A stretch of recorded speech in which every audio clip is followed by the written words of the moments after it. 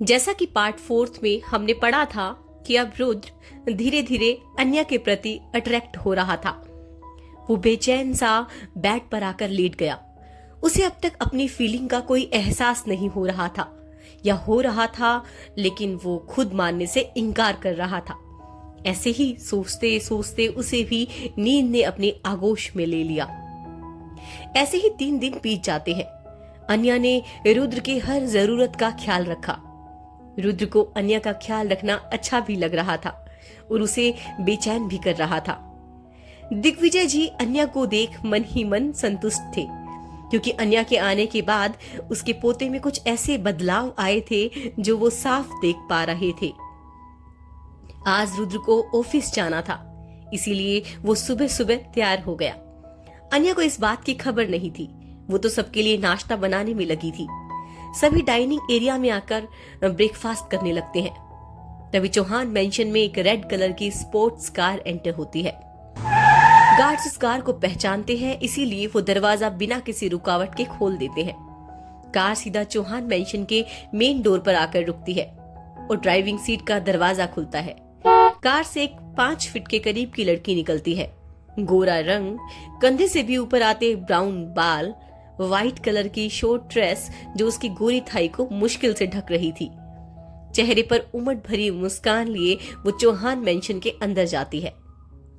सब नाश्ता करके हॉल में बैठे थे। रुद्र भी ऑफिस जाने के लिए रेडी होकर नीचे आ चुका था। तभी वो लड़की रुद्र को देखकर सीधा आकर उसके गले लगते हुए कहती है, oh Rudra, I missed you so much. सब उस लड़की को देखकर हैरान हो जाते हैं, लेकिन वो सब उसे अच्छे से जानते थे और साथ ही रुद्र का नेचर भी जानते थे। पर वहीं थोड़ी दूर खड़ी अन्या के लिए सब नया था। वो तो जब से चौहान मेंशन में आई थी तब से उसे यहाँ कोई फीमेल नहीं दिखी थी, ना ही रुद्र को किसी लड़की के बारे में बात करते सुना था। और अचानक कोई लड़की आकर सीधा रुद्र से लिपट गई थी। ये उसके लिए काफी शॉकिंग था। रुद्र जल्दी से उस लड़की को खुद से अलग करके गुस्से में कहता है, समायरा, तुमसे कितनी बार कहा है दूर रहकर बात किया करो। ये लड़की समायरा मेहरा थी, रुद्र, शौर्य और अभय की कॉलेज फ्रेंड। समायरा की नजर शुरू से ही रुद्र पर थी, लेकिन रुद्र कभी उसे एक घास तक नहीं डालता था। वो जितना उसके करीब जाने की कोशिश करती थी, रुद्र उसे उतना ही इग्नोर करता था। रुद्र के ऐसे अलग करने पर समायरा को तो मुंह बन जाता है, लेकिन वो फिर भी जबरदस्ती की मुस्कान के साथ कहती है, लेकिन रुद्र, दोस्तों से ऐसे ही मिलते हैं। रुद्र कड़क लहजे में कहता है, पर मुझे नहीं पसंद ऐसे मिलना। तभी पीछे से शौर्य आते हुए कहता है, लेकिन मुझे पसंद है। फिर वो अपनी बाहें फैला देता है। समायरा शौर्य की आवाज सुन उसकी तरफ देखती है और मुस्कुरा के उसे वार्म हक देते हुए कहती है, वाओ, तुम भी यही हो, वरना तुमसे मुलाकात तो सिर्फ स्क्रीन पर ही होती है। शौर्य अपने उसी फ्लर्टिंग वे में कहता है, तुम चाहो तो रियल लाइफ में भी हो सकती है। इतना बोलकर शौर्य विंग करता है, जिसे समायरा शर्माते हुए कहती है, क्या तुम भी। रुद्र उनकी बकवास बातें सुनकर अपनी घड़ी में वक्त देखते हुए कहता है, तुम दोनों बातें करो, मुझे ऑफिस जाना है। रुद्र की बात सुन समायरा उसको रोकते हुए कहती है, रुद्र, मुझे भी तुम्हारे ऑफिस आना था। वो डैड ने प्रोजेक्ट में चेंजेस किए थे, उसी मैटर में तुमसे डिस्कशन करना था। समायरा की बात सुन रुद्र काफी फीके टोन में कहता है, सॉरी, मैं फ्री नहीं हूँ। मिस्टर मेहरा को जो भी प्रॉब्लम है वो तुम मेरी टीम या अमन से डिस्कस कर सकते हो। उसका ऐसा जवाब सुनकर समायरा की मुस्कान फीकी हो जाती है। उसे लगा था कि अगर वो रुद्र से काम से रिलेटेड बहाना बनाएगी तो वो मना नहीं कर पाएगा और उसे वक्त देगा। इस बीच वो शायद रुद्र के करीब आ सके, लेकिन रुद्र ने तो सीधा उसके मुंह पर मना कर दिया। वहीं रेहान और तवेश रुद्र के हाथों समायरा की इनडायरेक्ट बेइज्जती सुन मुंह दबाकर हंस रहे थे। समायरा की चाहत से वहां हर कोई वाकिफ था, यहाँ तक खुद रुद्र भी, इसीलिए वो सब की तरह उससे भी दूरी बना कर रखता था। तभी वहां दादाजी की आवाज आती है, जो अभी अभी अपने कमरे से आए थे। अरे समायरा बेटा, आप कब आए? हमें तो किसी ने बताया ही नहीं। दिग्विजय जी की आवाज सुन समायरा वापस से अपनी मुस्कान बिखेरते हुए उनके पास जाकर कहती है, बस अभी आई हूँ दादाजी, आप कैसे हैं? दिग्विजय जी सोफे पर बैठते हुए खुशी से कहते हैं, मैं तो बिल्कुल तंदुरुस्त हूँ, और वैसे भी जब से मेरे पोते ने मेरी आधी ख्वाहिश पूरी की है, मुझे तो लग रहा है कि खुशी से मेरी उम्र 10 साल घट गई है। बस अब आधी और हो जाए तो मैं जवान हो जाऊंगा। इतना बोल दिग्विजय जी रुद्र को देखकर हंसने लगते हैं। रुद्र उनकी गोल गोल बात अच्छे से समझ रहा था, इसलिए उसकी नजर बातों ही बातों में थोड़ी दूर खड़ी अन्या पर चली जाती है, जिसे देखकर रुद्र को पल याद आ जाते हैं जब वो बहक गया था। वो जल्दी से अपनी नजरें फेर लेता है। सबको दादाजी की बात समझ आ गई थी, सिवाय समायरा के। वो कंफ्यूज से एक्सप्रेशन लिए सबके मुस्कुराते चेहरे को देखकर कहती है, क्या मतलब दादाजी, मैं कुछ समझी नहीं। दिग्विजय जी अपने पोते को चिढ़ाते हुए कहते हैं, अरे जो बात कहनी थी सो मैंने कह दी, और रही बात मतलब की, तो वो तुम भाई अपने दोस्त से ही पूछो, वो ही तुम्हें अच्छे से समझा देगा। क्यों, सही कहा ना रुद्र? दिग्विजय जी जानबूझकर रुद्र को प्रवोक कर रहे थे। समायरा उनकी बात से और कंफ्यूज हो जाती है। वो सवालिया नजरों से रुद्र को देखती है। तभी उसकी नजर थोड़ी दूर खड़ी अन्या पर जाती है। चौहान मेंशन में किसी अनजान लड़की को देख समायरा हैरान रह जाती है। वो अन्या की तरफ इशारा करते हुए कहती है, वो कौन है दादाजी? समायरा के ऐसे पूछने पर सबकी नजर अन्या पर जाती है, जिसे अन्या कुछ ऑकवर्ड फील करने लगती है। तो दिग्विजय जी अन्या को अपने पास आने का इशारा करते हुए कहते हैं, ये अन्या है रू। इतना बोलते बोलते दिग्विजय जी की नजर रुद्र से मिलती है, तो वे बोलते बोलते चुप हो जाते हैं। वो चाहते थे कि रुद्र ही अन्या की पहचान बताए, लेकिन रुद्र कुछ नहीं कहता। अन्या धीरे से चलकर सबके सामने आती है। समायरा एक नजर उसकी सादगी भरी खूबसूरती देखती है, तो उसे अन्या से जलन होती है। उसकी मांग का सिंदूर और गले का मंगलसूत्र समायरा को उसकी पहचान सोचने पर मजबूर कर रहे थे, क्योंकि आज तक कोई ऐसे तो इस घर में नहीं रहा। उसे अचानक दादाजी की कही बात याद आती है। वो अपने मन में कहती है, इसमें ऐसा क्या है जो रुद्र इससे शादी करेगा? नो वे, पर ये यहाँ कैसे? समायरा अन्या को देख सबसे सवालिया नजरों से पूछती है, ये कौन है? सब चुपचाप बस रुद्र को देखते हैं कि आखिर वो क्या जवाब देगा। सब चुपचाप बस रुद्र को देखते हैं कि आखिर वो क्या जवाब देगा, लेकिन रुद्र चुपचाप खड़ा था। अन्या की नजरें भी रुद्र पर ही थी। उसके कुछ दिन के नॉर्मल बिहेव से अन्या के दिल में जो झूठी उम्मीद जगी थी, वो हर पल बीतते पल के साथ टूटती जा रही थी। तभी रेहान को अन्या के लिए बुरा लगता है, इसलिए वो आगे बढ़कर अन्या के कंधों को पकड़ प्राउड से कहता है, मैं बताता हूँ, ये है मेरी भा। उसने इतना ही कहा था कि सबके कानों में रुद्र की आवाज आती है, ये कोई नहीं है। रुद्र का ऐसा बोलना वहाँ किसी को पसंद नहीं आया। तभी रेहान बीच में अपनी बात को जोर देते हुए कहता है, अरे भाई के लिए नहीं होगी भाई कुछ भी, मेरे लिए तो सब कुछ है। मेरी दोस्त है और कुछ दिन हमारे साथ रहने आई है। रेहान के ऐसे कहने पर समायरा तंज भरी निगाहों से नीचे से ऊपर तक डालकर कहती है, दोस्त? रेहान, वैसे मुझे नहीं पता था कि तुम्हारी दोस्ती में इतना बुरा टेस्ट है। ये तो तुम्हारे घर की सर्वेंट कहलाने के भी लायक नहीं है। वैसे नाइस चॉइस। बातों की जाल में समायरा का यूं अन्या का इंसल्ट करना वहाँ किसी को पसंद नहीं आया। रुद्र को भी समायरा की बातें पसंद नहीं आती है, इसीलिए वो बिना कुछ कहे ऑफिस के लिए निकल जाता है। समायरा की बात सुनकर रेहान का तो खून खोल जाता है। वो गुस्से में कुछ कहने के लिए आगे बढ़ता है कि अन्या उसका हाथ पकड़कर उसे इशारे से मना करती है, जिसकी वजह से रेहान गुस्से की खूंट पीते हुए तंज से कहता है, यही ख्याल मेरे भाई का तुम्हारे लिए भी है। इतना बोलकर वो वहां से गुस्से में चला जाता है। तविश भी उसके पीछे पीछे चला जाता है। समायरा का तो पूरा मूड ही खराब हो गया था और अब उसे अन्या पर गुस्सा आने लगा, क्योंकि उसकी वजह से रेहान ने आज उसकी इंसल्ट की थी। वो गुस्से में अन्या को देखती है तो अन्या दिग्विजय जी को समायरा के लिए स्नैक्स और जूस लाने का बोल चुपचाप वहां से चले जाते हैं। दिग्विजय जी समायरा को अपने पास बैठने को कहते हैं। समायरा का 1% भी मूड नहीं था, लेकिन वो उन्हें मना नहीं कर सकती, ना ही उन्हें नाराज कर सकती थी, क्योंकि उसके लिए वो एक सीढ़ी थी रुद्र के दिल तक पहुंचने के लिए।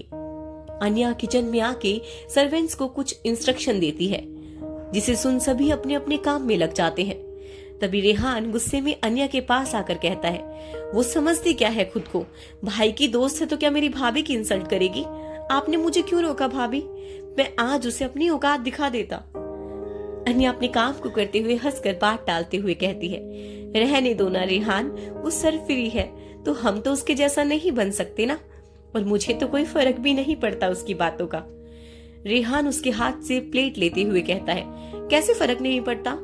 आपने तो मुझे कुछ कहने ही नहीं दिया, वरना आज मैं उसे उसकी नानी याद दिला देता। अन्या उसका गुस्से से लाल चेहरा देखकर मुस्कुराते हुए कहती है, अरे बाबा रे, इतना गुस्सा? अन्या के ऐसे कहने पर रेहान को लगता है कि वो उसका मजाक उड़ा रही है, इसीलिए वो चिढ़ते हुए कहता है, मैं आपके लिए उससे लड़ने के लिए तैयार हूँ और आप मेरा मजाक उड़ा रही है। भाभी, आप इस बात को इतनी आसानी से कैसे टाल सकती हैं? अन्या उसको समझाते हुए कहती है, टाला नहीं, इग्नोर किया, और किस हक से मैं कुछ कहती जब तुम्हारे भाई ने मुझे वो हक दिया ही नहीं। अन्या की बात सुन रेहान शांत हो जाता है, फिर कुछ सोचकर उदास सा चेहरा बनाते हुए कहता है, यही तो, आपने मांगा क्यों नहीं? आपका हक था। अन्या उसका उदास चेहरा देखकर उसका गाल प्यार से छूकर कहती है, मांगी हुई चीज लुटाई जाती है रेहान, और मुझे तुम्हारे भाई से मांगना नहीं, हासिल करना है। और जिस दिन वो हक से मुझे कहेंगे कि मैं उनकी पत्नी हूँ, उस दिन मैं सबको मुंह तोड़ जवाब दूंगी। और वैसे भी तब तक मुझे नहीं लगता कि मुझे कुछ करने की जरूरत है, क्योंकि तुमने कहा था कि तुम्हारे भाई इस परिवार की ढाल है और एक दिन मेरे भी बनेंगे, तो फिर इतना गुस्सा किस बात का? अन्या के इतने प्यार से समझाने पर रेहान के दिल को अलग सा सुकून मिला। आज तक रेहान को किसी ने भी ऐसे प्यार से नहीं समझाया था, ना ही ऐसी ममता से हाथ फेरा था। रेहान इस वक्त काफी इमोशनल फील कर रहा था। वो अपने जज्बातों को काबू करते हुए कहता है, और वो दिन कब आएगा भाभी? रेहान के सवाल पूछने पर अन्या चुप हो गई। इस बात का जवाब तो उसके पास भी नहीं था। ये सारी बातें तो उसने रेहान को समझाने के लिए कही थी, पर उसके ये पूछने पर अन्या के दिल में फिर से रुद्र की बात आने लगती है। तुम इस घर की बहू तो बन सकती हो, पर मेरी पत्नी बनने की कोशिश कभी मत करना। ये बात याद आते ही अन्या अंदर ही अंदर बेचैन होने लगती है। वो अब रेहान को क्या कहे कि तुम्हारी भाई ने वो रिश्ता पहले ही रात को खत्म कर दिया था और वो कभी उसको हक उसे देगा ही नहीं।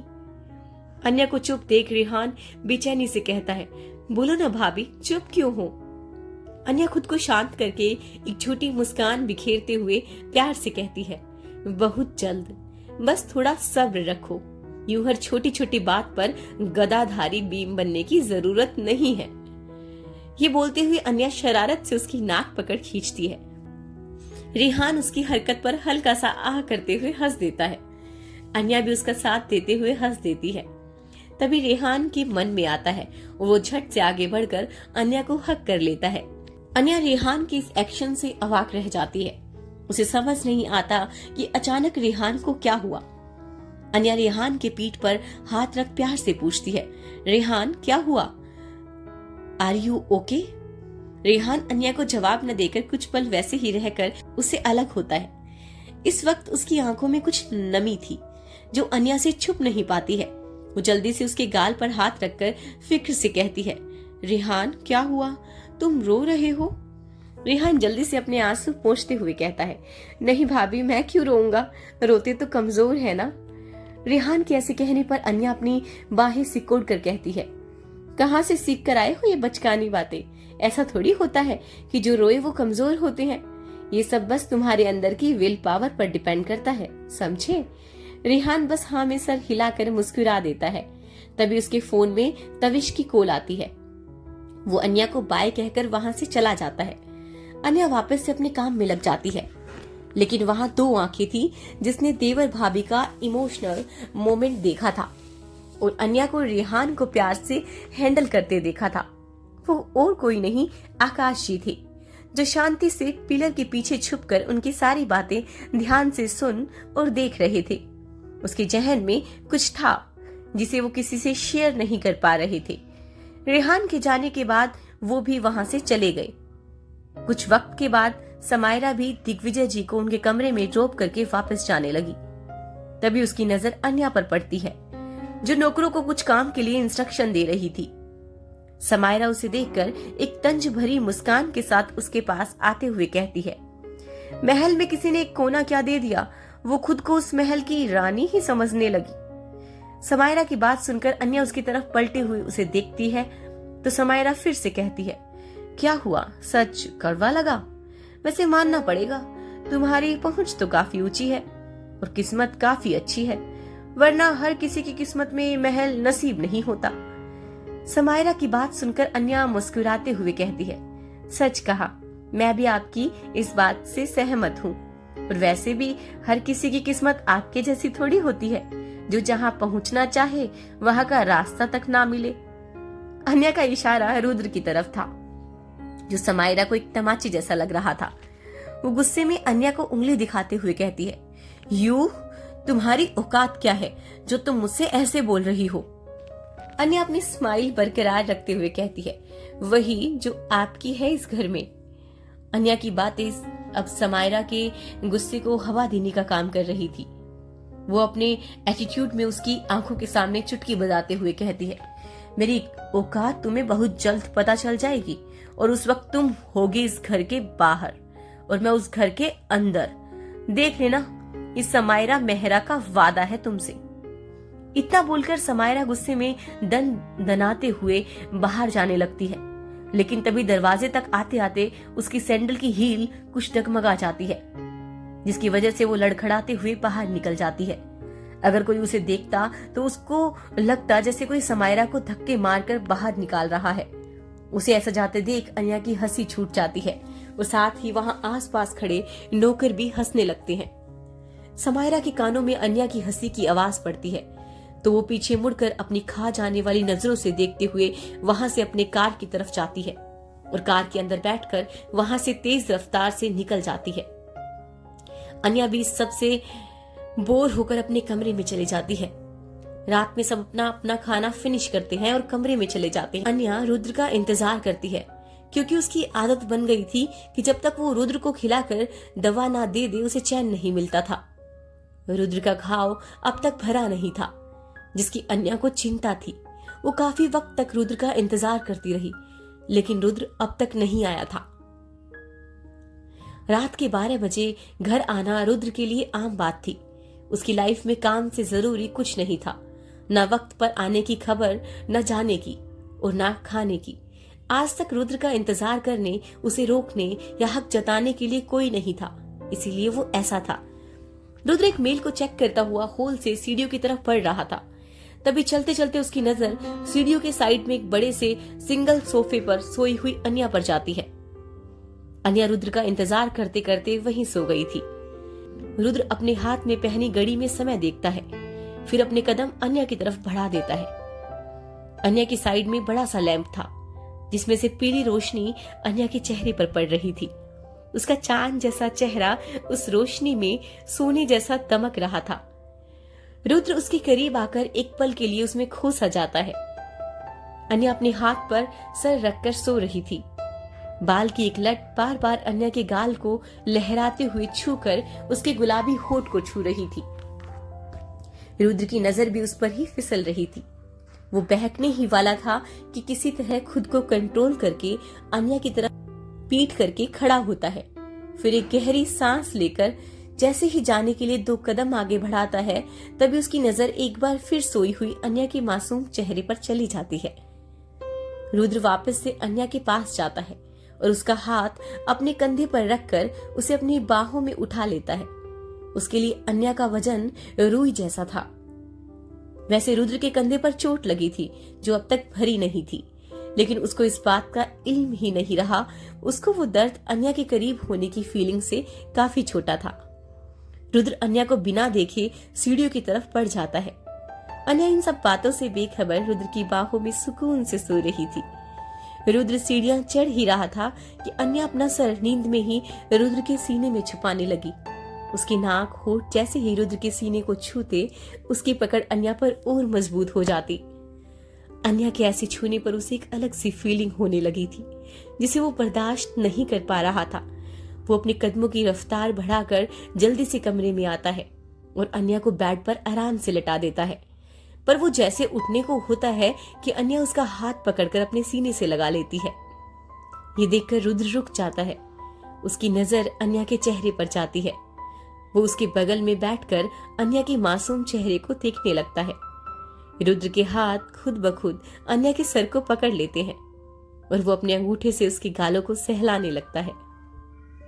रुद्र अन्या को देख मन में कहता है, ऐसा क्या होता जा रहा है मुझे? तुम्हें कितना भी देखूं मेरा मन क्यों नहीं भरता?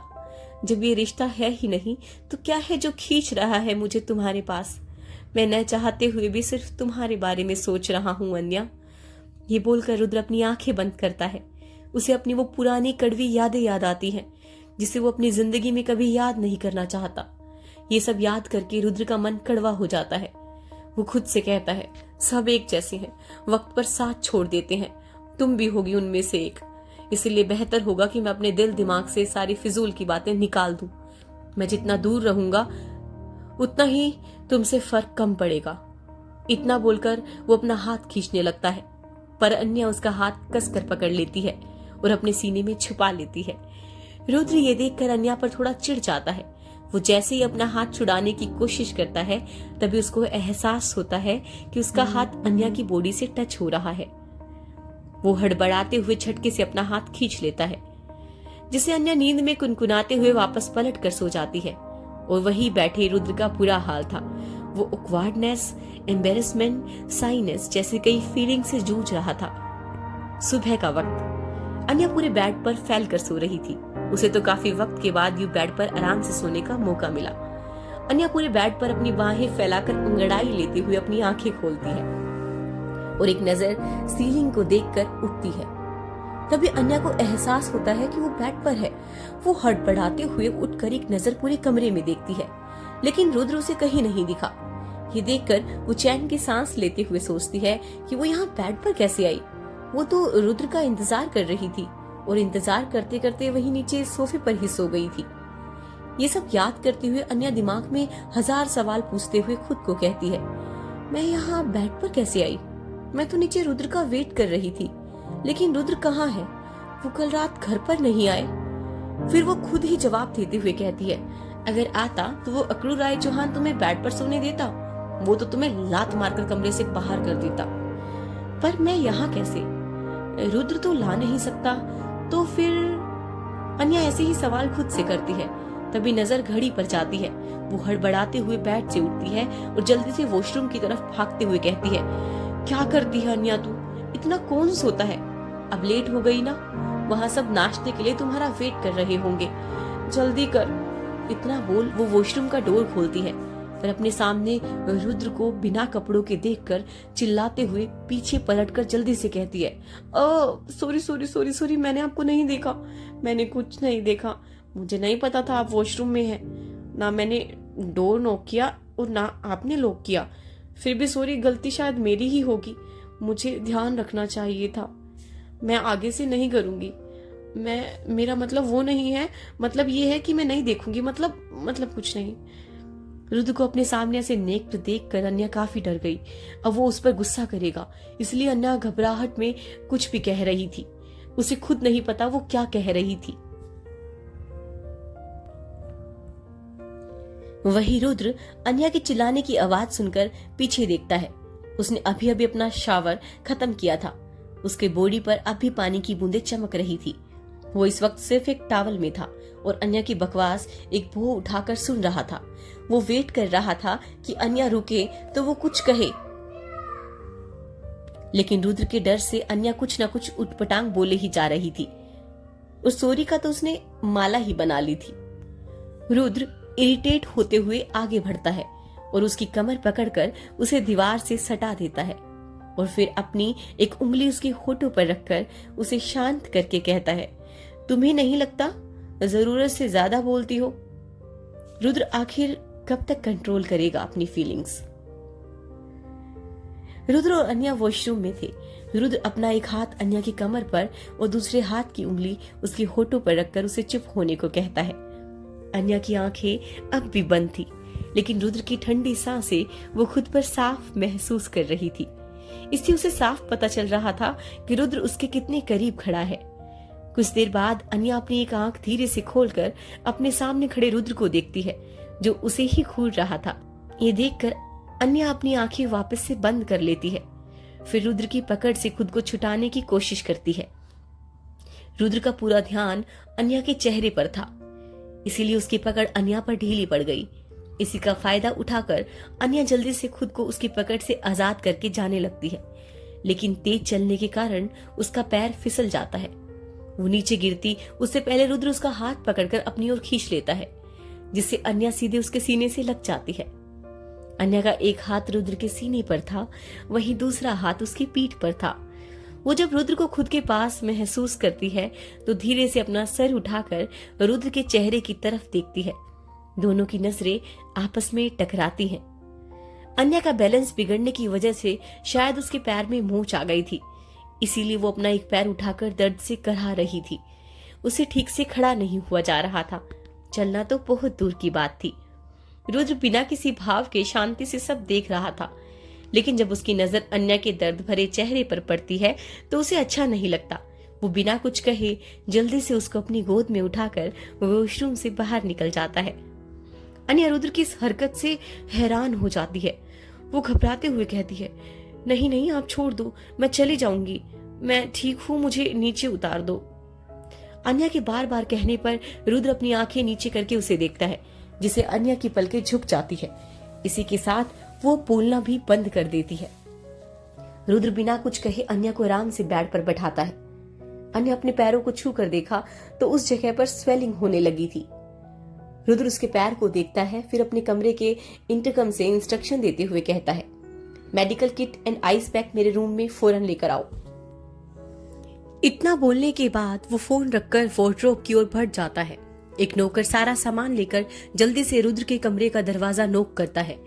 अन्या की परमिशन पर वो अंदर आकर अन्या को सारा सामान देते हुए कहता है, एनीथिंग एल्स मैम। अन्या ना में सर हिलाते हुए आइस पैक लेकर अपने पैर पर रखने की कोशिश करती है, पर उसका हाथ वहां तक नहीं पहुंच रहा था। ज्यादा कोशिश करने पर उसे काफी दर्द होने लगा। वहीं वो नौकर अन्या को ऐसे स्ट्रगल करते हुए देखकर कहता है, मैम आप ये हमें दे दीजिए, मैं आपकी हेल्प कर देता हूँ। उस नौकर के ऐसे बोलने पर अन्या उसकी तरफ देखती है। वो नौकर एक 20 साल का लड़का था। पिता की अचानक मौत होने की वजह से कम उम्र में काम करना पड़ रहा था। वो लड़का चौहान मेंशन में 1 साल से काम कर रहा था। काम में मेहनती और काफी भरोसेमंद आदमी था। अन्या उसे अपने छोटे भाई जैसा मानती थी, लेकिन वो इस चीज में उसकी हेल्प लेने से सकुचा रही थी। आखिर कुछ भी हो, वो कैसे किसी को अपने ऐसे पैर को छूने दे सकती थी। इसीलिए वो मना करते हुए कहती है, नहीं नहीं मुन्ना, तुम रहने दो, मैं मैनेज कर लूंगी, तुम जाकर अपना काम करो। इतना बोल अन्या फिर से अपने पैरों पर पैक लगाने की कोशिश करती है, लेकिन उसे नहीं होता तो वो जबरदस्ती कोशिश करने पर दर्द से करहा उठती है। मुन्ना अपनी मैम को ऐसे स्ट्रगल करते देख कहता है, मैम लाई मैं कर देता हूँ, आप कैसे करने से दर्द और बढ़ जाएगा। अन्या से अब दर्द बर्दाश्त नहीं हो रहा था। उसके चेहरे पर दर्द की रेखा साफ झलक रही थी। वो अपने लाचार नजरों से मुन्ना को देख हार मान लेती है। उसे मुन्ना की हेल्प लेनी ही पड़ेगी। घर में कोई फीमेल स्टाफ था भी नहीं, ना ही कोई फीमेल मेंबर था सिवाय उसके। अन्या बेबस नजरों से मुन्ना को देख हाँ में सर हिला देती है और आइस पैक उसकी तरफ बढ़ा देती है। मुन्ना जैसे ही आगे बढ़कर वो आइस पैक लेने ही वाला होता है, तभी कोई उससे पहले आकर अन्या के हाथ से वो पैक लेकर मुन्ना को घूरने लगता है। वो रुद्र था, जो अभी अभी क्लोसेट से अपने कपड़े पहनकर बाहर आया था। तभी उसने मुन्ना की बात सुनी तो उसकी भौवें तन गई, पर जब अन्या ने आइस पैक मुन्ना की ओर बढ़ाया तो रुद्र को न जाने क्यों गुस्सा आने लगा। रुद्र को सामने देख मुन्ना डर के मारे अपनी नजरें झुकाकर खड़ा हो जाता है। रुद्र उसको वहां खड़ा देख अपनी कड़क आवाज में कहता है, तुम जा सकते हो और दोबारा यहाँ आने की जरूरत नहीं है। इतना बोलकर वो आइस पैक लेकर अन्या के पास बेड पर आ जाता है। रुद्र की आवाज अब तक मुन्ना के कानों में गूंज रही थी। वो डर से कांपते हुए वहां से अपने लड़खड़ाते कदमों को संभाल कर जल्दी से बाहर की ओर चल देता है। तभी अन्या उसे रोकते हुए कहती है, मुन्ना रुको। अन्या के ऐसे बोलने पर रुद्र की बोहें चढ़ जाती है। मुन्ना जल्दी से पलटकर अपना सर झुकाए सहमी आवाज में कहता है, जी मैम। अन्या उससे कहती है, मुन्ना शेफ से कह देना दादाजी को आज लाइट फूड देना है, वो अपना नाश्ता कमरे में ही करेंगे, तो उन्हें वहीं देना और खाने से पहले उनकी दवाई देनी है। मैंने सब कुछ अरेंज करके उनके कमरे की राइट ड्रॉर में रखा है। तुम्हें आज के दिन के हिसाब से मेडिसिन निकालनी है। और हाँ, रेहान को आज प्रोटीन शेक बिल्कुल मत देना। अगर जिद करे तो बोलना मैंने मना किया है। शेक की जगह उसे फ्रेश जूस देना। और हाँ, तविश को कह देना कि वो अपना असाइनमेंट याद से ले जाए। आज सबमिट कराने का आखिरी दिन है और आज डैड वापस आ रहे हैं, तो ठीक 10 बजे ड्राइवर को बोल देना कि डैड को याद से लेने पहुंच जाए। ऐसे ही अन्या मुन्ना को घर के हर इंसान की जरूरत की छोटी से छोटी बात बता रही थी ताकि किसी को दिक्कत ना हो। अन्या सब कुछ बताकर मुन्ना को जाने को कहती है। मुन्ना भी जल्दी से वहां से निकल जाता है क्योंकि रुद्र की प्रेजेंस उसे काफी डरा रही थी। रुद्र अन्या को ही देख रहा था। आखिर खुद के दर्द के बारे में ना सोचकर वो अब भी घर के लोगों के बारे में सोच रही थी। उसके दिमाग में कई बातें चल रही थी। मुन्ना के जाने के बाद रुद्र अन्या के पैरों के पास बैठकर आइस पैक लेकर जैसे ही उसके पैर को पकड़ने के लिए हाथ बढ़ाता है तो अन्या जल्दी से उसे रोकते हुए कहती है, नहीं, आप रहने दे, मैं खुद कर लूंगी। अन्या के इतने बोलते ही रुद्र उसे गुस्से से देखने लगता है, जिसे अन्या सहमी हुई अपनी नजरें झुकाकर चुपचाप बैठ जाती है। रुद्र के दिमाग में अभी भी अन्या का मुन्ना को आइस पकड़ाना ही चल रहा था। वो खुद से कहता है, आखिर ये लड़की गैर आदमी को ऐसे छूने की इजाजत कैसे दे सकती है, जबकि वह मुझसे कह सकती है मैं तो उसका पति हूँ। ये सब सोचते हुए रुद्र अन्या के पैर पर आइस पैक लगाने लगता है। उसने अन्या से तो कुछ कहा नहीं, लेकिन वो उससे काफी खफा था। आज रुद्र ने अनजाने में ही सही खुद को अन्या का पति माना था, जिसका उसे खुद को इल्म नहीं था। कुछ पल में अन्या को आराम हुआ तो वो वहीं लेटे लेटे सो गई। रुद्र अन्या को ब्लैंकेट से कवर करके अपना फोन लेकर बालकनी में आ गया और अमन को कॉल करके कहता है, अमन, आज मैं ऑफिस नहीं आ रहा। आज के जितने भी मीटिंग है उसे कैंसिल कर दो और साथ ही मैंने जो काम किया था उसके रिपोर्ट मुझे मेल कर दो। रिवान को कह देना कोई गलती नहीं होनी चाहिए। इतना बोलकर रुद्र जल्दी से फोन काट देता है। फिर कमरे में सोई हुई अन्या को देखकर बाहर चला जाता है। सब नाश्ते के लिए ब्रेकफास्ट टेबल पर आ चुके थे। रुद्र भी शांति से वहां आकर बैठ गया। रेहान उसे देखकर आश्चर्य से कहता है, भाई, आप अब तक तैयार नहीं हुए? आज आपको ऑफिस नहीं जाना? रुद्र उससे कुछ नहीं बोलता तो रेहान मुंह बनाकर कहता है, आप ना हर बात पर मुझे इग्नोर करते हो। आपसे अच्छी तो मेरी भाभी है, एटलीस्ट वो मेरी बात तो सुनती है। इतना बोल रेहान जोर से चिल्लाने लगा, भाभी, भाभी, कहाँ हो आप? जल्दी आओ, मुझे भूख लगी है। आज नाश्ते में क्या है? रेहान की नजर किचन एरिया की तरफ थी, लेकिन उसने वहां से अन्या की जगह सर्वेंट को आता देख पूछता है, भाभी कहाँ है? भाभी, भाभी, भाभी। रेहान के ऐसे चिल्लाने पर रुद्र इरिटेट होते हुए कहता है, वो नीचे नहीं आएगी, उसके पैर में मोच आई है। इतना सुनते ही सब हैरान होकर रुद्र को देखने लगे, लेकिन रेहान परेशान होकर कहता है, और आप मुझे अब बता रहे हो भाई? मैं भाभी को देख कर आता हूँ। रेहान के साथ साथ बैठे वहां सभी अपनी जगह से उठ जाते हैं। सबके चेहरे पर अन्य के लिए फिक्र साफ दिखाई दे रही थी। रेहान जैसे ही जाने वाला होता है कि रुद्र उसका हाथ पकड़कर अपनी कर्कश आवाज में कहता है, वो ठीक है और सो रही है, तुम बाद में चले जाना, अभी नाश्ता करो। रुद्र के ऐसे कहने पर रेहान कुछ कह नहीं पाया। उसे रुद्र के लहजे में एक वार्निंग साफ दिख रही थी, इसीलिए वो वापस अपनी चेयर पर आकर बैठ गया। सब वापस बैठकर नाश्ता करने लगते हैं। अभय रुद्र को देखकर पूछता है, वैसे भाभी को चोट लगी कैसे? तू कहाँ था उस वक्त? अभय के ऐसे कहने पर रुद्र के खाने पकड़े हुए हाथ रुक जाते हैं, क्योंकि उसे वापस से अपनी और अन्या के बीच के पल याद आने लगते हैं। उसे अन्या की खुशबू, उसके चेहरे की मासूमियत, उसके होठों को छूना सब याद आने लगता है। ये सब याद करके रुद्र को स्पेशल फील हो रहा था, लेकिन वो अपने जज्बातों को काबू करके बिना किसी भाव के कहता है, मुझे नहीं पता। रुद्र का सीधा सपाट जवाब सुनकर किसी की कुछ कहने की हिम्मत नहीं हुई। वो लोग जानते थे अब रुद्र की कोई बात टालनी होती है तो वो ऐसे ही करता है। तभी वहां जियान आता है और रुद्र को एक फाइल देते हुए कहता है, बॉस, सारी तैयारी हो चुकी है और ये फाइल अमन ने भेजी है आपके साइन के लिए। जियान की बात सुन अपना ब्रेकफास्ट छोड़कर वो फाइल लेकर पढ़ने लगता है। तभी शौर्य के दिमाग में कुछ आता है और वो अपने शरारती लहजे में कहता है, ओ, लगता है कोई अपनी वाइफ का ख्याल रखने के लिए ऑफिस से छुट्टी ले रहा है। हाय क्या प्यार है। शौर्य के ऐसे कहने पर रुद्र का हाथ साइन करते हुए रुक जाता है। वो शौर्य को घूरते हुए देखता है और गुस्से में वहां से चला जाता है। रुद्र के जाने के बाद सब चैन की सांस लेकर शौर्य की बात पर हंसने लगते हैं। तभी अभय मुस्कुराते हुए कहता है, ये रुद्र भी ना, कहने को भाभी को कुछ नहीं मानता, लेकिन असलियत तो कुछ और ही है। वरना जो इंसान 102 डिग्री बुखार में भी ऑफिस जाना नहीं भूलता, आज वो भाभी की छोटी सी मोच के कारण घर पर रुक गया। भाई कुछ तो गड़बड़ है। अभय की बात सुनकर सब मुस्कुराकर तभी तविश कहता है, आई विश रुद्र भाई को इस बात का जल्द ही एहसास हो जाए।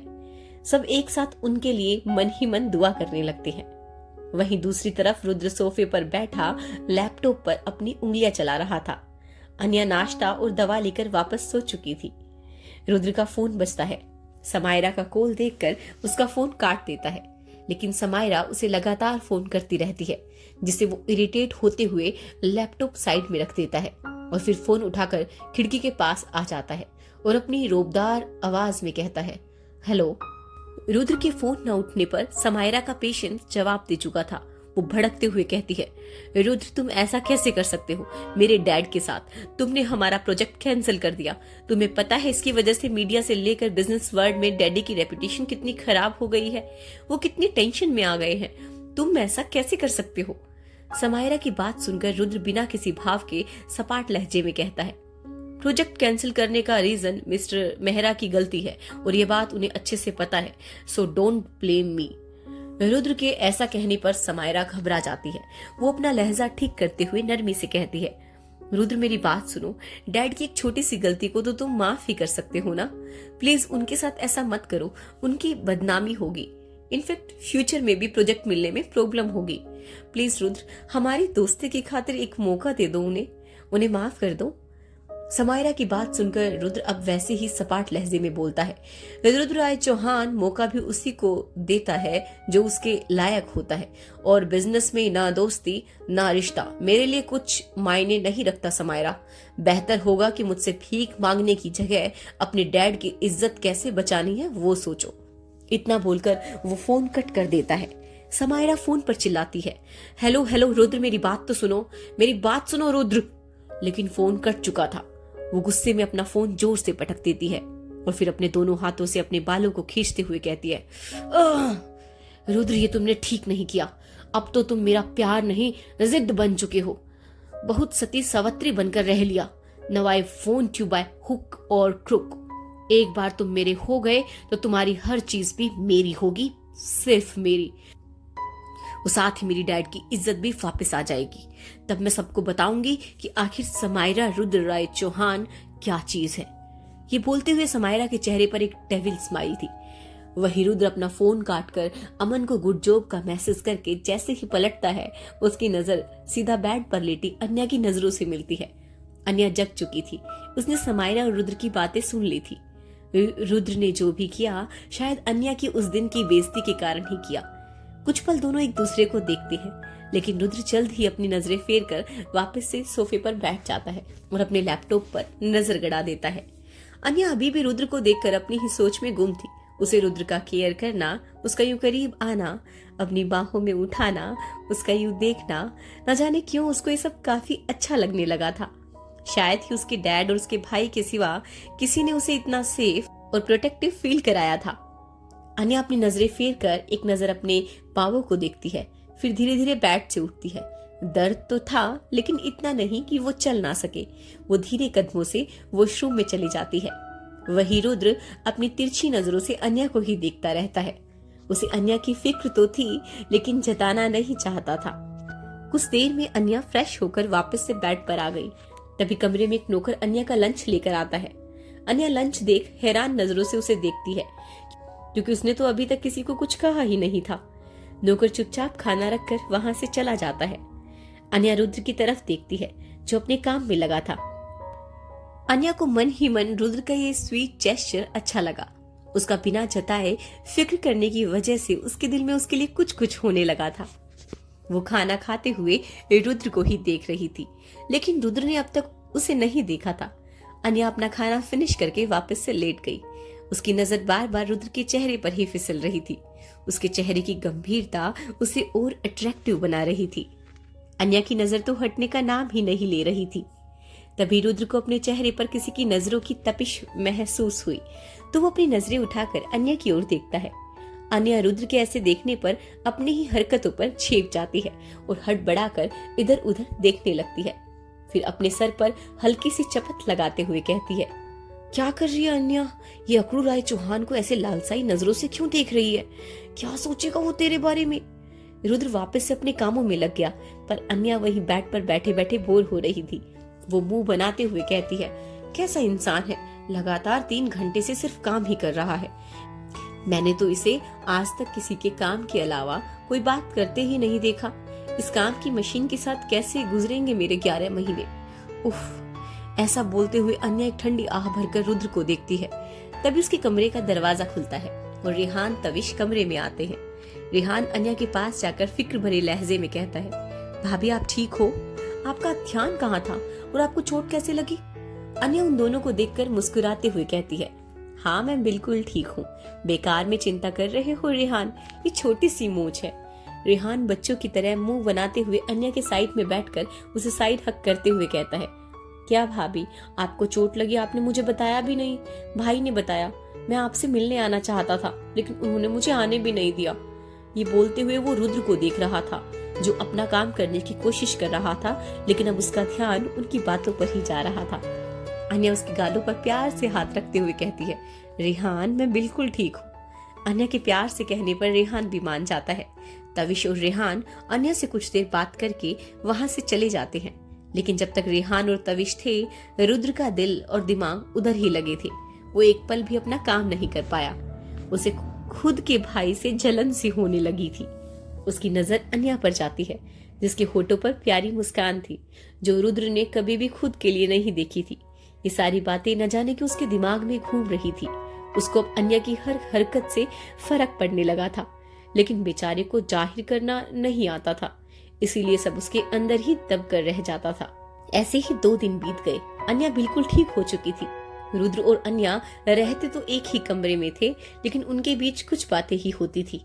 रुद्र अपनी अकड़ में कुछ नहीं कहता और अन्या को समझ नहीं आता कि वो उससे क्या कहे। खामोशी में दिन बीते रहे, पर पता नहीं कब तक। सुबह का वक्त, रुद्र ऑफिस जाने के लिए तैयार हो रहा था। तभी अन्या वॉशरूम से नहाकर निकलती है। इस वक्त वो अपने गीले बालों को तौलिया से पूछ रही थी। आज अन्या ने फ्लोरल प्रिंट की येलो कलर की साड़ी के साथ फुल स्लीव पिंक ब्लाउज पहना था, जिसका पीछे का गला काफी डीप था। अन्या कुछ परेशान सी वॉशरूम से निकलती है और सीधा मिरर के सामने आ जाती है। वही साइड में रुद्र अमन से किसी मैटर पर बात कर रहा था। बालों को झटकाती है, जिससे कुछ बूंद सीधा रुद्र के चेहरे पर गिरती है।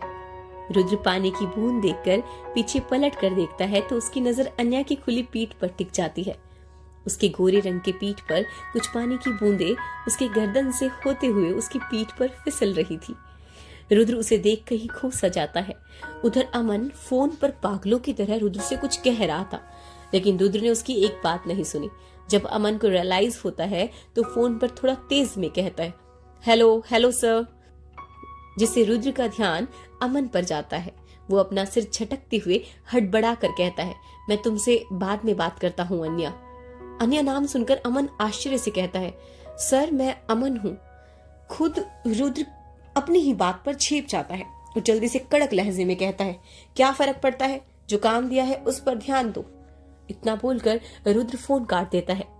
अमन हैरानी से अपने फोन को देखकर कहता है, अब पोस को क्या हो गया, अभी तक तो ठीक थे। इतना बोलकर अमन वापस से अपने काम में लग जाता है। वही रुद्र जल्दी से अपना फोन काट कर बिना अन्या से नजरें मिलाए जाने वाला होता है कि तभी उसे पीछे से अन्या की प्यारी सी आवाज सुनाई देती है, जी सुने। अन्या के ऐसे कहने पर रुद्र के कदम रुक तो जाते हैं, लेकिन उसके साथ उसकी धड़कनें बढ़ जाती है। रुद्र को रुका देख अन्या जल्दी से उसके पास आकर अपनी नजरें झुकाए हिचकिचाते हुए कहती है, वो मुझे आपसे कुछ चाहिए, मतलब मेरा है कि।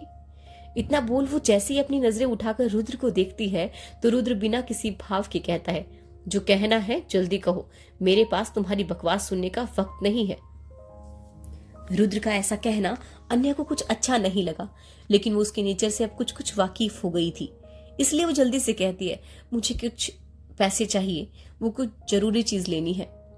अन्या के ऐसे कहने पर रुद्र उसे देखता है और जल्दी से अपनी वॉलेट से 2 कार्ड उसकी तरफ बढ़ाते हुए कहता है, जो इससे लेना है ले लो, तुम्हारी हैसियत से कहीं ज्यादा लिमिट है, लेकिन अगर कम पड़े तो बता देना और मिल जाएंगे।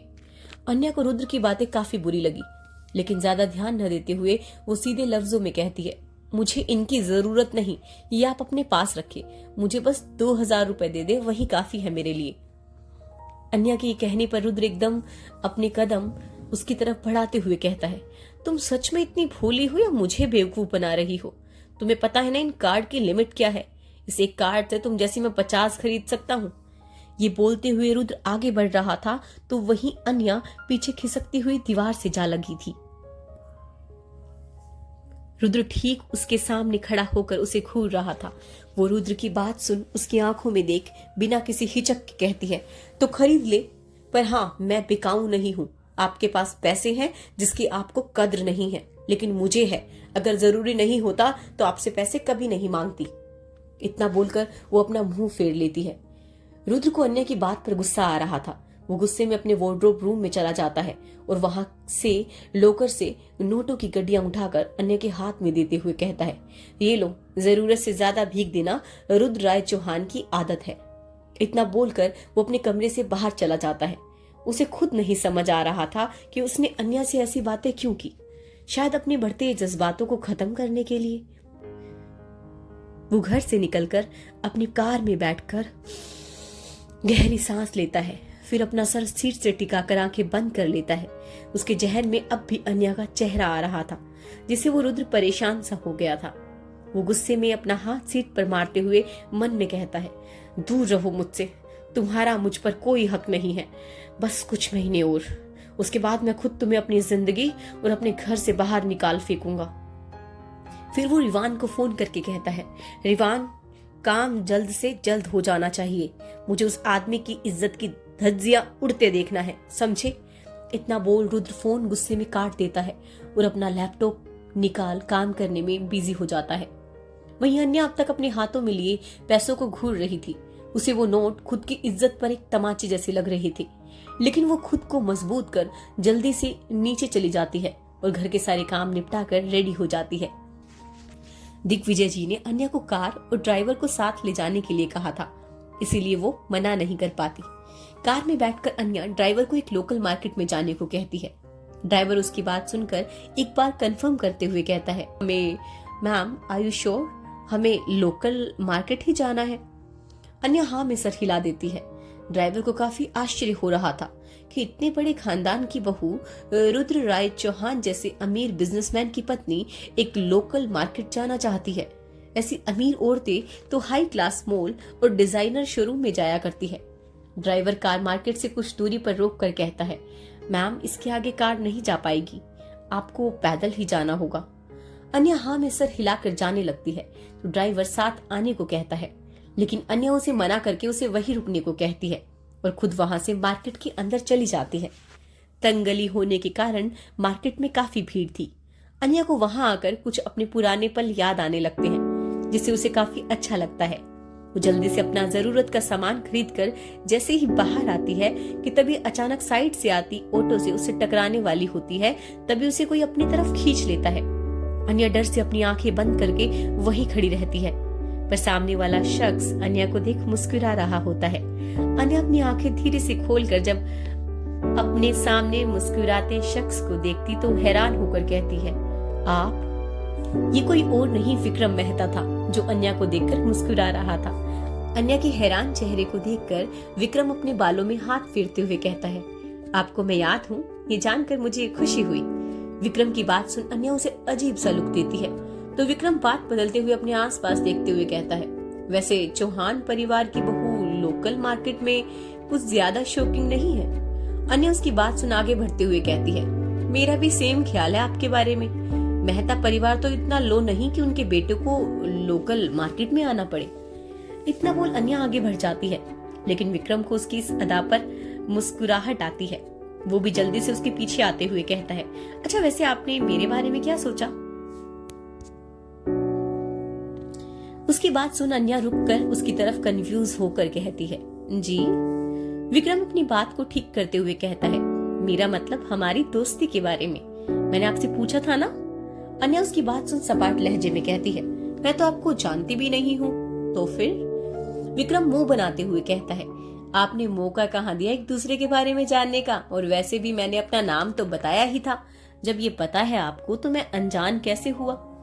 उसका बचपना देख अन्या को हल्की हंसी आ गई। वो हंसते हुए कहती है, आप बिल्कुल एक छोटे बच्चे जैसा बिहेव कर रहे हैं, वो भी सिर्फ एक दोस्ती के लिए। विक्रम उसकी हंसी में खोते हुए कहता है, आपके लिए तो मैं बच्चा बनने के लिए भी तैयार हूँ। अन्या उसकी बात सुन हिचकते हुए कहती है, जी क्या कहा आपने? विक्रम अपनी बात पर रियलाइज करते हुए बात बदल कर कहता है, अगर दोस्ती नहीं करनी तो एक कप कॉफी तो आप पी ही सकती हैं मेरे साथ। प्लीज अब इसके लिए मना नहीं करना, प्लीज प्लीज। विक्रम के बार बार रिक्वेस्ट करने पर अन्या अंत में हार मानकर हाँ कर देती है। वो जाना तो नहीं चाहती थी, लेकिन विक्रम की मासूमियत देखकर उसने सकुचाते हुए हाँ कर दी। विक्रम उसकी हाँ सुन चहकते हुए कहता है, तो चले, पास में ही कॉफी शॉप है, हम वहाँ पैदल भी चल सकते हैं। अन्या उसकी खुशी देख बस हाँ में सर हिलाकर चलने लगती है। अन्या तो सामने देख रही थी, लेकिन विक्रम की नजर बार बार उसके चेहरे पर जा रही थी। वो उसे देखते हुए मंद मंद मुस्कुरा रहा था और बिल्कुल टीनेज बॉय की तरह अन्या के कदम से कदम मिलाकर चल रहा था। वहीं अन्या बस सामने देखते हुए शांति से चल रही थी। तभी उसकी नजर कॉर्नर में लगे पानी पूरी के ठेले पर जाती है। उसका दिल वहीं अटक जाता है। बचपन की यादें, कॉलेज की मस्ती, दोस्तों का अड्डा, और साथ ही जब भी वो अपने पापा से रूठती थी तो उसके पापा उसके लिए गोलगप्पे लाते थे उसे मनाने के लिए। कभी कभी वो खुद घर पर भी बनाया करते थे। ये सब पल याद आते ही अन्या की आंखों में नमी आ जाती है। वो जब से यहाँ आई थी तब से उसकी जिंदगी के ये हसीन पल कहीं खो से गए थे। वहीं विक्रम अन्या को उदास देख उस ओर देखता है जहाँ अन्या देख रही थी। उसे आज फिर अन्या की आंखों में वही दर्द दिखता है जो उस दिन उसने क्लब में देखा था, लेकिन वजह उसे अब तक समझ नहीं आई थी। वो अन्या को देखकर कहता है, आप चाहो तो हम कॉफी की जगह गोलगप्पे खाकर अपनी दोस्ती की शुरुआत कर सकते हैं। ये सुनकर अन्या उसकी तरफ देखती है तो वो उसे चलने का इशारा करती है। अन्या अपना सर हिलाकर ठेले की ओर बढ़ जाती है। विक्रम गोलगप्पे वाले भैया को गोलगप्पे बनाने को कहता है। वहीं अन्या विक्रम की तरफ देखते हुए कहती है, विक्रम। अन्या के मुंह से अपना नाम सुन विक्रम अपनी गर्दन घुमाकर उसकी तरफ मुस्कुरा कर देखता है। अन्या अपनी बात आगे बढ़ाते हुए एटीट्यूड के साथ कहती है, तुम्हें पता है गोलगप्पे खाने का एक रूल होता है। विक्रम अन्या की बात सुन क्यूरियस होकर पूछता है, अच्छा वो क्या है? अन्या भी अब गोलगप्पे देख एक्साइटेड होते हुए कहती है, जो पहले रुकेगा पैसे उसे देने होंगे। विक्रम उसकी बात सुन आश्चर्य से कहता है, मुझे नहीं पता था कि चौहान परिवार की बहू इतनी कंजूस है। बहाना बनाने की जगह ये क्यों नहीं कहते तुम डर गए हो? विक्रम उसके ऐसे प्रवोक करने पर अपने शर्ट्स के स्लीव ऊपर की तरफ रोल करके कहता है, ऐसी बात है तो विक्रम मेहता आज तुम्हें जीत के दिखाएगा। फिर गोलगप्पे वाले भैया की तरफ मुड़कर कहता है, चलो भैया अब लगाओ। अन्या भी अब काफी एक्साइटेड हो गई थी। आखिर कितनों दिनों के बाद वो खुलकर अपनी जिंदगी के पल जी रही थी। उसने पहले ही पानी तीखा बनाने को कहा था। विक्रम और अन्या के बीच कंपटीशन शुरू होता है, लेकिन जैसे ही पहला गोलगप्पा विक्रम के मुंह में जाता है उसकी जीभ जलने लगती है। उसे काफी तीखा लग रहा था, पर जैसे उसकी नजर अन्या के चहकते चेहरे पर जाती है तो वो कहीं खो सा जाता है। अन्या का मासूम सा चेहरा जिस पर किसी का भी दिल आ जाए, वो मजे में गोलगप्पे खा रही थी और विक्रम उसे देखते हुए गोलगप्पे खा रहा था। लेकिन 5-6 खाने के बाद ही विक्रम की हालत खराब होने लगी। उसकी आंखें लाल हो गई, अब उनमें पानी बहने लगा। अन्या उसकी ऐसी हालत देख जोर जोर से हंसने लगी। कितने दिन के बाद वो ऐसे खुलकर हंस रही थी। वहीं विक्रम खुद की परवाह छोड़ बस अन्या में खोया था। अन्या उसकी ऐसी हालत देख जल्दी से पानी लेकर अपनी साड़ी का पल्लू भिगाकर उसके चेहरे और आंखों को पोंछती है। वो साथ ही उसे पानी पिलाती है। वहीं सड़क पर ट्रैफिक सिग्नल रेड होने की वजह से सारी कार रुक गई थी। उन्हीं रुकी गाड़ियों में से एक गाड़ी में बैठा रुद्र अपने लैपटॉप पर काम कर रहा था। उसके साथ उसका असिस्टेंट अमन और आगे की सीट पर जियान और ड्राइवर थे। तभी जियान की नजर रोड के किनारे गोलगप्पे के ठेले पर जाती है जहां अन्या थी। जियान के मुंह से हैरानी से निकल जाता है, अन्या मैडम यहाँ? रुद्र जो लैपटॉप पर काम कर रहा था उसके कान अन्या सुनकर खड़े हो गए। हालांकि जियान ने काफी धीरे से कहा था, लेकिन रुद्र के कान के लिए बस अन्या का जिक्र ही काफी था। वो अपनी उंगलियां रोक सामने की ओर देखता है। सामने अन्या किसी लड़की का चेहरा अपनी पल्लू से साफ कर रही थी और साथ ही काफी हंस हंस कर उससे बातें भी कर रही थी। रुद्र को उसका चेहरा तो नहीं दिखा, लेकिन उसकी पीठ से वो ये तो समझ गया कि उसके परिवार का सदस्य नहीं है। उसके मन में अब काफी सवाल उठ रहे थे। साथ ही उसका गुस्सा अन्या के प्रति बढ़ता जा रहा था, लेकिन वो कुछ कर पाता उससे पहले ट्रैफिक सिग्नल हो गया। उसी के साथ ड्राइवर ने गाड़ी बढ़ा दी। कार के आगे बढ़ने पर हुई रुद्र के जहन में अब भी वही सीन चल रहा था। उसके दिल में एक टीस सी उठने लगी थी। कुछ दूर चलने के बाद रुद्र कार रोकने का इंस्ट्रक्शन देता है। किसी की उससे कुछ भी पूछने या कहने की हिम्मत नहीं होती। कार रुकने के बाद रुद्र सबको जाने को कहकर खुद ड्राइविंग सीट पर बैठकर वहां से कार को तेज रफ्तार में भगाते हुए निकल जाता है। विक्रम को हारते देख अन्या कहती है, क्या हुआ विक्रम मेहता? विक्रम मेहता तो आज किसी से हारने वाला नहीं था, तो फिर? विक्रम उसको देखकर धीरे से कहता है, तुम पर तो पहले से ही हार बैठा हूँ और आज तुमसे हार कर भी मुझे अपनी ही जीत दिखाई दे रही है। अन्या पूछती है, कुछ कहा? विक्रम ना में सर हिलाकर अपने वॉलेट से 2000 का नोट गोलगप्पे वाले की तरफ बढ़ाता है। गोलगप्पे वाले भैया नोट देकर कहता है, साहब मेरे पास खुले पैसे नहीं है। विक्रम वो पैसे उसे देते हुए कहता है, रख लो भैया, ये आपका इनाम है मुझे कुछ खास देने के लिए। ये बोलते हुए विक्रम की नजर अन्या पर जाती है, जो उसे देखकर सोचते हुए मन में कहती है, लोग भी कैसे कैसे होते हैं। एक को इतना पैसे का घमंड है तो दूसरे में पैसे होकर भी उसकी कद्र है। अन्या को खोया हुआ देख विक्रम उसे पुकारते हुए कहता है, कहाँ खो गई आप? कोई और कंपटीशन तो बाकी नहीं है ना आज? विक्रम की आवाज में डर था, जिसे देख अन्या मुस्कुराते हुए कहती है, डोंट वरी, आज के लिए इतना, कल की कल देखेंगे। फिर अन्या की बात सुन वो अपनी आंखों में शरारत भरकर कहता है, क्या बात है, हमने तो बस आज मिलने का सोचा था, पर आपने तो कल के लिए भी सोच लिया है। क्या बात है, हमारी कंपनी पसंद आ रही है आपको।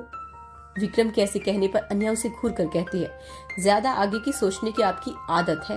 वैसे काफी लेट हो गया है, अब मुझे चलना चाहिए, बाय। इतना बोलकर अन्या कार की तरफ जाने के लिए मुड़ती है तो विक्रम कुछ सोचकर भागते हुए उसके पास आकर चलते हुए कहता है, वैसे आपने अब तक मेरा जवाब नहीं दिया। अब तो लगता है कि मुझे भी विंटेज क्लब की मेंबरशिप लेनी ही पड़ेगी। विक्रम की बात सुन अन्या हल्का मुस्कुराती है, फिर कुछ सोचकर कहती है, वैसे आइडिया बुरा नहीं है, यू शुड ट्राई। इतना बोल अन्या कार के पास आ जाती है, जहाँ ड्राइवर उसका इंतजार कर रहा था। ड्राइवर अन्या को आते देख पीछे का दरवाजा खोल खड़ा हो जाता है। अन्या एक नजर मुड़कर विक्रम को देखती है, जो मुंह फुलाए उसे ही घूर रहा था। वो विक्रम का चेहरा देखकर कार में बैठने की बजाय उसके पास आकर प्यार से अपना हाथ आगे बढ़ाकर कहती है, मिस्टर विक्रम मेहता, क्या आप मुझसे दोस्ती करेंगे? अन्या का इतना कहना था कि विक्रम की खुशी का ठिकाना ही नहीं रहा। उसे समझ नहीं आ रहा था कि वो क्या कहे। वो जल्दी से अपना हाथ अन्या के हाथ से मिलाते हुए कहता है, जरूर। ये सुनकर अन्या बस मुस्कुरा देती है और जल्दी से विक्रम से अपना हाथ छुड़ाकर कहती है, ऑल राइट, अब मैं चलती हूँ, घर में दादाजी वेट कर रहे होंगे, बाय बाय। विक्रम खुशी खुशी बाय कहता है। अन्या भी जल्दी से कार में बैठकर वहां से निकल जाती है। वो इतना खुश था कि वो अपने आसपास लोगों को हक कर उनसे कहता है कि वो मेरी दोस्त बन गई, वो मेरी दोस्त बन गई। आपको पता है, वो मेरी दोस्त बन गई। विक्रम खुशी से पागल हो गया था। वहीं दूसरी तरफ अन्या घर पर आ चुकी थी। विक्रम के साथ आज अपनी पुरानी लाइफ जीकर उसे कुछ अच्छा लगा। वो अपनी खुशी में मग्न होकर सबके लिए खाना बनाती है और सबके साथ हंसी खुशी डिनर करती है। सब काम खत्म होने के बाद जब वो कमरे में आती है तो उसकी नजर खाली कमरे में जाती है। उसे रुद्र की याद आती है, साथ ही उसकी आज की बेरुखी भी याद आती है। वो उदास होकर एक नजर घड़ी को देखती है। काफी वक्त हो चुका था, रुद्र अब तक घर नहीं आया था। अन्या ने सोचा ये तो उसकी पुरानी आदत है, जब आना होगा आ जाएगा।